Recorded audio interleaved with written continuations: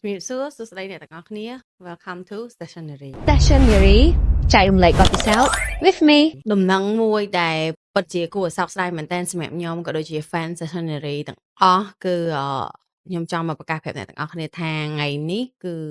ជាវីដេអូចុងក្រោយរបស់ Stationery ហើយ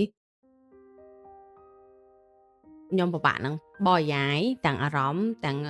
កម្លាំងកាយកម្លាំងចិត្តក្រុមការងារទាំងមូលមិនមែនតែខ្ញុំមួយទេគឺពួកយើងបានពិតជាធ្វើអស់ពីកម្លាំងកាយមែនតើប៉ុន្តែដោយសារតែភាពខ្វះខាតក៏ដូចជាចន្លោះប្រហោងខ្លះដែលខ្ញុំមើលម្លងហើយបានធ្វើឲ្យកម្មវិធីមួយហ្នឹងវាទៅជាសម្ពាធសម្រាប់ខ្លួនខ្ញុំផ្ទាល់ក៏ដូចជាក្រុមការងារទាំងមូលខ្ញុំព្យាយាមធ្វើវីដេអូនេះឲ្យខ្លីខ្លឹមមែនតើហើយអត់ចង់ឲ្យខាតពេលអ្នកដែលមើលដូចគ្នាចំណុចដែលធ្វើឲ្យយើងដើរមកដល់ឆ្ងាយប៉ុណ្នេះគឺការគ្រប់គ្រងអ្នកទាំងអស់គ្នាទី1ទី2ក៏ជាការស្រឡាញ់របស់ខ្ញុំវាបានធ្វើឲ្យខ្ញុំឃើញថាខ្ញុំមានការចែករំលែកច្រើនដែលចង់ផ្ដល់ជូនទៅដល់អ្នកដែលត្រូវការហើយជាពិសេសក៏ដូចខ្លួនខ្ញុំផ្ទាល់ Stationery សម្រាប់អ្នកទាំងអស់គ្នាអាចធ្វើតែជា podcast ឬក៏ធ្វើតែជាវីដេអូចែករំលែកប៉ុន្តែបើសម្រាប់ខ្ញុំវាដូចជា therapy មួយជាងការព្យាបាលផ្លូវចិត្តរបស់ខ្ញុំដូចគ្នាពេលដែលខ្ញុំបានចែករំលែកក្តីស្រឡាញ់ផ្ដល់ឲ្យនៅបទពិសោធន៍របស់ខ្ញុំទាំងពេលខ្លះខ្ញុំប្រឈមមុខនឹងការមិនពេញចិត្តពីសំណាក់សង្គមគ្រួសារឬក៏មនុស្សចិត្តខ្លួនក៏ដោយប៉ុន្តែខ្ញុំនៅតែបន្តធ្វើវាមកដល់ពេលនេះវីដេអូនេះវីដេអូទី27បើសិនខ្ញុំចាំអត់ខុសព្រោះវីដេអូចុងក្រោយមកហ្នឹងគឺខ្ញុំពិតជាធ្វើទាំងហត់ហ្មងអ្នកនរគ្នាធ្វើទាំងអស់កម្លាំងចិត្តកម្លាំងកាយធ្វើវាអីដែលខ្ញុំអាចចែករំលែកខ្លះៗក្នុងរយៈពេលហ្នឹងខ្ញុំនឹងត្រាស់តិចតួចទៅប្រាប់អ្នកនរគ្នាទី1ចំណុចខ្វះខាតធំបំផុតរបស់ខ្ញុំហ្នឹងគឺខ្ញុំចាប់ផ្ដើមដោយអត់មានគោលដៅខ្ញុំចាប់ផ្ដើម Stationery នេះគឺខ្ញុំគ្រាន់គិតថាវាល្អ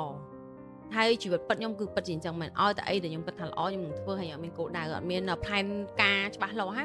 អញ្ចឹងពេលដែលធ្វើវាទៅវាអត់រលូនវាអត់ smooth ដោយអ្វីដែលយើងធ្វើឯហើយឧបសគ្គជាច្រើននឹងជួបប៉ុន្តែខ្ញុំក៏លើកទឹកចិត្តខ្លួនឯងហើយខ្ញុំទៅសារខ្លួនឯងដែរថាអូខ្លាំងណាស់សុកចង់ធ្វើស្អែកឡើងព្រុសដាក់កាមេរ៉ាធ្វើក្រុមការងារប្រម៉ូមកបានហ្មងអញ្ចឹងវាមានចំណុចខ្លាំងចំណុចខ្សោយដែរហើយអីដែលខ្ញុំបានមើលឃើញពីរឿងហ្នឹងហើយនឹងហ៊ានសូត្រពីវាបានច្រើននោះគឺខ្ញុំមានឯកម្លាំងចិត្តខ្ញុំមានឯគោលដៅដែលត្រូវធ្វើគ្រាន់តែថាខ្ញុំខ្វះនោះគឺផែនការនិងភាពហ្មត់ចត់យកចិត្តទុកដាក់មួយវាបន្តិចខ្ញុំហ៊ានបានច្រើនពីវាដែរធ្វើឲ្យខ្ញុំសម្រេចចិត្តក៏ជាផ្នែកមួយធំដែលធ្វើឲ្យខ្ញុំសម្រេចចិត្តថាខ្ញុំផ្អាក Stationery សិនទី2នោះគឺភ្ញៀវកិត្តិយស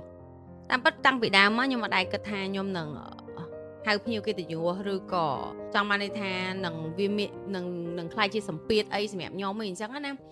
ប៉ុន្តែដល់ទៅពេលខ្ញុំបានចាប់ផ្ដើមធ្វើហើយខ្ញុំចាប់ផ្ដើមបន្តហើយខ្ញុំឃើញថាភាពខុសប្លែកនិងភាពអាចទៅរួចនៃវីដេអូហ្នឹងវាខុសគ្នាកន្លែងណាខ្លះខ្ញុំក៏ចាប់ផ្ដើមឃើញថាអូតាមពិតទៅភ្ញៀវកិត្តិយសពិតជាសំខាន់ហើយយើងត្រូវរើសឲ្យបានចំ topic ល្អខ្ញុំក៏សំណាងដែរដំណើរមួយនេះនៃ podcast 20 episode ជាងនេះគឺខ្ញុំសំណាងមែនតើដែលខ្ញុំបានភ្ញៀវកិត្តិយសល្អមែនតើគាត់តែងតែមកជ្រុំជ្រែងអ្នកទាំងអស់គ្នាខ្ញុំពិតជាលើកដៃស្ពះអរគុណទៅពួកគាត់ហើយក៏អរគុណអ្នកទាំងអស់គ្នាដែលតាមដាន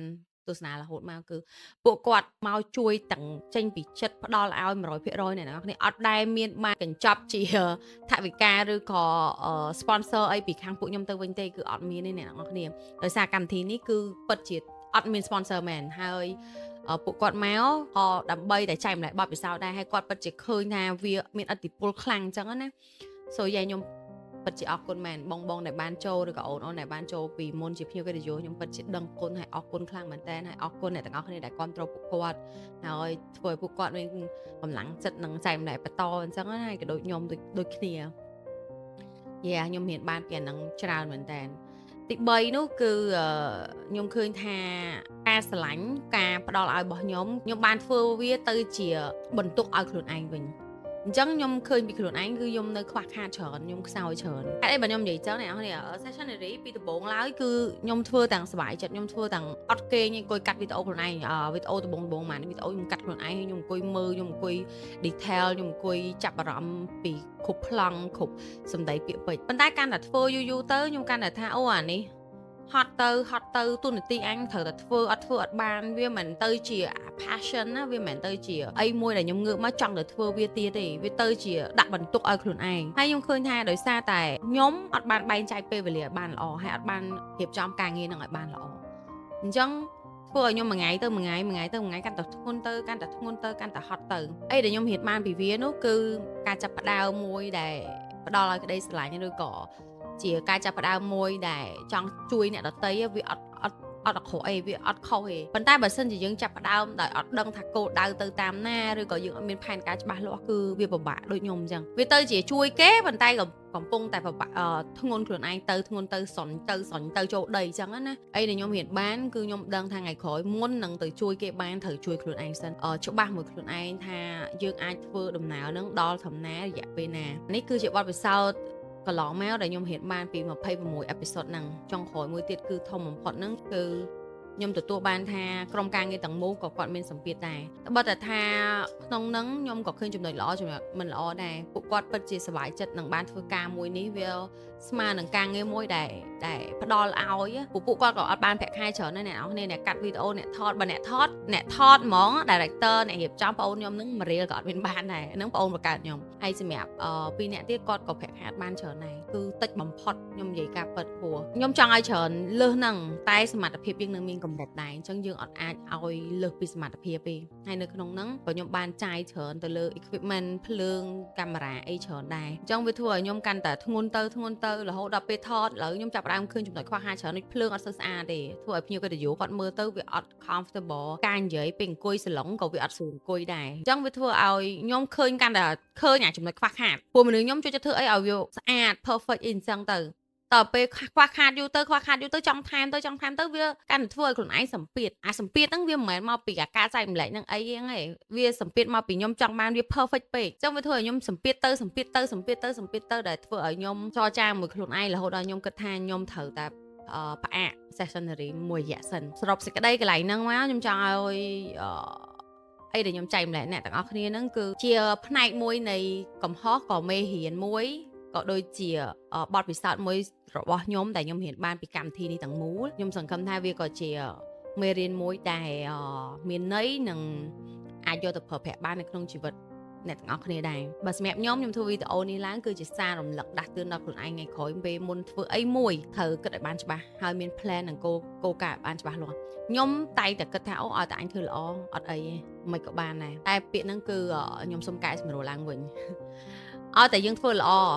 មិនក៏បានដែរប៉ុន្តែក៏ត្រូវមានផែនការនិងផែនទីមួយដែលច្បាស់លាស់សម្រាប់ដើរទៅនោះដែរអត់អាចដើរទាំងបិទភ្នែកទេការងារដែលខ្ញុំធ្វើនេះគឺខ្ញុំដើរទាំងបិទភ្នែកអញ្ចឹងពីថ្ងៃនេះទៅខ្ញុំត្រូវដើរបើកភ្នែកខ្ញុំត្រូវមានការគិតមួយជំហានត្រូវឲ្យច្បាស់ជាងមុនសូយ៉ាខ្ញុំសង្ឃឹមថាអ្នកនរគ្នាក៏ទទួលបានពីមេរៀននេះដែរតែដំណឹងល្អមួយទៀតដែលខ្ញុំចង់ប្រាប់អ្នកនរគ្នាយើងមិនមែនឈប់ធ្វើ sessionary ទេ sessionary គឺនៅតែបន្តគ្រាន់តែផ្អាកមួយរយៈខ្ញុំសន្យាថាពេលដែលត្រឡប់មកវិញក្នុងរយៈពេលណាមួយខ្ញុំអត់ទាន់មានរយៈពេលច្បាស់លាស់ឲ្យអ្នកទាំងអស់គ្នាប៉ុន្តែខ្ញុំអាចនិយាយថាអត់យូរខ្លាំងទេអាចរយៈពេល3ខែទៅកន្លះឆ្នាំតែខ្ញុំនឹងព្យាយាមធ្វើឲ្យវាបានលឿនបំផុតសម្រាប់ខ្ញុំគិតថាខ្ញុំនឹងចង់ត្រឡប់មកវិញក្នុងរយៈពេល3ខែអញ្ចឹងបើសិនជាអ្នកទាំងអស់គ្នាឃើញខ្ញុំមកវិញក្នុងរយៈពេល3ខែខ្ញុំពិតជាបានយកឈ្នះនៅរឿងទាំងអស់នេះបានដែរប៉ុន្តែបើសិនជាអត់តាន់3ខែតមកវិញ6ខែអញ្ចឹងទៅឬ4ខែ5ខែខ្ញុំនៅតែឈ្នះអញ្ចឹងគ្រាន់ថាយូរជាងអីដែលខ្ញុំបានកំណត់ថតវីដេអូនេះកាប់ទៅរៀងសប្បាយចិត្តផងភ័យផងរៀងពិបាកចិត្តដែរពេលដែលនិយាយដល់កន្លែងថាត្រូវបិទហ្នឹង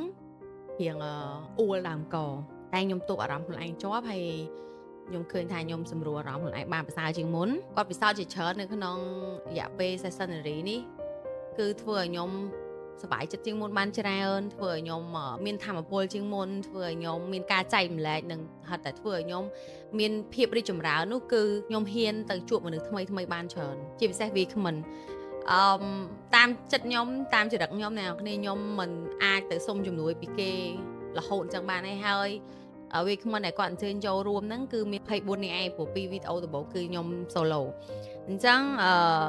ក្នុង24នាក់ហ្នឹងគឺមិនមែនខ្ញុំឆាតទៅ24នាក់ឯងខ្ញុំហៅហ្នឹងគឺប្រហែលជាចូលចិត្ត50នាក់តែអ្នកដែល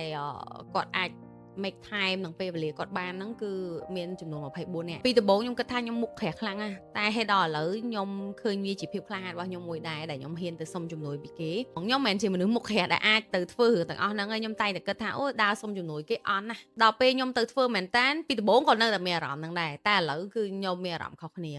ខ្ញុំបានលើកទឹកចិត្តខ្លួនឯងថាអូខ្លួនឯងពិតជាខ្លាំងដែលហ៊ានទៅសុំជំនួយពីគេដែលហ៊ាន